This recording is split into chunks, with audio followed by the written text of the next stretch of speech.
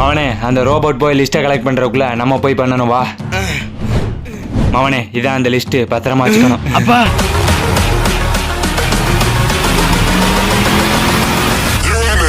இதான் அந்த ரோபோட்டா?